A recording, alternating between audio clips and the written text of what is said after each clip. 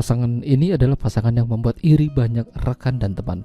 Mereka pasangan yang bertahan sampai usia mereka hampir menyentuh 60 tahun tanpa adanya gangguan dari orang ketiga. Namun siapa sangka justru di usia seperti itu malah muncul puber kedua di mana sang suami jatuh cinta sama istri dari sahabatnya. Sehingga terjadi sesuatu yang tidak diinginkan. Film dengan judul Dead Enda Rationella yang dirilis pada tahun 2009 yang lalu akan menceritakan kisah mereka. Mereka ini adalah Erland dan May, pasangan rumah tangga yang bertahan lebih dari 30 tahun lamanya. Usia mereka juga sudah tidak muda lagi. Hubungan yang erat membuat banyak di antara rekan dan teman ingin mencontoh bagaimana cara mereka hidup. Mereka membuka semacam bimbingan konseling khusus bagi pasangan yang usia pernikahan mereka sudah cukup lama. Orang-orang yang datang cukup antusias. Tempat yang mereka gunakan adalah gereja. Tentu saja mendapat izin dari pendetanya. Di sisi lain, kehidupan Erland seperti kebanyakan pria pada umumnya. Punya sahabat bernama Eric yang suka bermain go-kart. Bersama-sama, mereka hampir tak terpisahkan sebagai sahabat. Eric juga sudah menua. Hari itu adalah hari ulang tahunnya, dirayakan oleh istri tercinta bernama Karin, dan beberapa teman termasuk Erland dan May juga datang. Sayangnya, Karin memiliki sesuatu yang ia pendam beberapa tahun belakangan ini. Dia ini tertarik pada Erland yang bisa menjaga hubungan dengan May, sementara dirinya dengan Eric sudah kehilangan chemistry satu sama lain. Bahkan tidak ada lagi begituan untuknya. Eric udah gak mau. Obrolan singkat dengan Erland membangkitkan semangat untuk terus menggali lebih dalam bagaimana Erland hidup. Sayangnya waktu memisahkan mereka.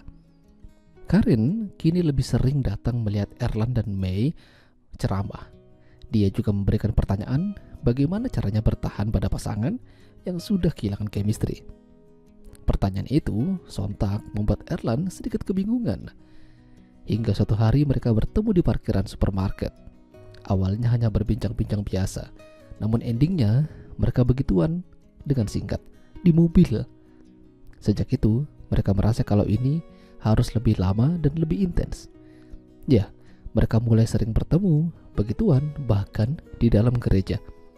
Tapi masalahnya, mau sampai kapan ini terjadi? Kalau terus-terusan, bisa-bisa mereka nanti jatuh cinta. Ditambah lagi, Karin makin tidak semangat menjalani hidup dengan Eric. Sampai akhirnya Erland mengumpulkan mereka berempat menjelaskan tentang rencana mereka untuk bertukar pemain. Hal itu dilakukan supaya hubungan mereka tetap terjaga. Agak aneh sih caranya. May dan Eric tentu saja nggak setuju. Namun, apa salahnya dicoba? Aturan-aturan telah dibuat. Dan salah satunya mereka boleh main satu sama lain, namun tidak boleh ada rasa cinta. Mereka tinggal di rumah May dan Erland yang satunya lagi. Malam pertama di sana, Eric dan May tidur tidak melakukan apa-apa. Sementara Erland dan Karin sebaliknya, mereka berolahraga malam. Banyak hal yang ingin disampaikan Eric pada Karin, apalagi sejak mereka kumpul kebo. Dia merasa tersinggung karena cara ini disetujui oleh Karin, istrinya sendiri. Dia baru sadar kalau hubungannya dengan Karin atau istrinya sedang tidak baik-baik saja. Dan ini bisa merembet ke pertemanannya nanti dengan Erland. Hari-hari berikutnya mereka masih berada di satu rumah. Seperti biasa, Erland memanfaatkan dengan baik. Tapi Eric seolah-olah tidak tahan hingga curhat pada pendeta atas apa yang telah mereka kerjakan. Di sisi lain, May juga meminta Karin untuk jangan terlalu mau diajak gituan sama Erland. Masalahnya, aturan itu diperbolehkan. Erland dan May membawa pendeta ke rumah dan melihat Erland yang lagi tempur sama Karin. Si pendeta memberikan sedikit ceramah dan nasihat. Lebih baik mereka sudahi permainan ini. Masalahnya, permainan ini akan berakhir setelah 1 bulan dan itu sudah disepakati oleh semuanya. Hasil dari permainan itu membuat hubungan Erland dan May jadi retak. Bahkan May terlihat sangat kesal saat bimbingan konseling. Hal yang sama juga terjadi pada Erland dan Eric. Pertemanan mereka jadi terasa canggung. Pernah suatu malam Eric gak bisa tidur kalau gak ada Karin.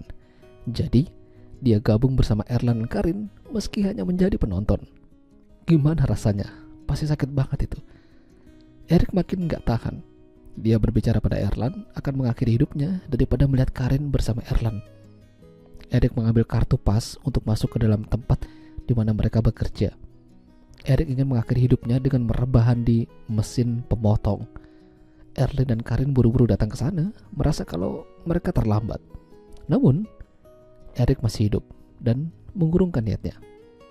Akan sangat bodoh jika dia tewas hanya karena Karin yang sudah gak cinta lagi sama dia. Karena masih banyak tante-tante di luar sana yang bisa diajak hidup bersama. Sejak itu Erik memutuskan hubungannya dengan Karin dan juga Erland. Sama halnya dengan May, dia ingin pisah dari Erland supaya hidupnya lebih tenang.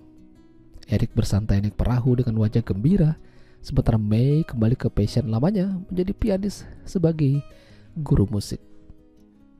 Ya, itulah tadi alur cerita film Dead Enda Rationella. Jika kalian suka dengan video ini, jangan lupa untuk tinggalkan like, dan sampai jumpa lagi.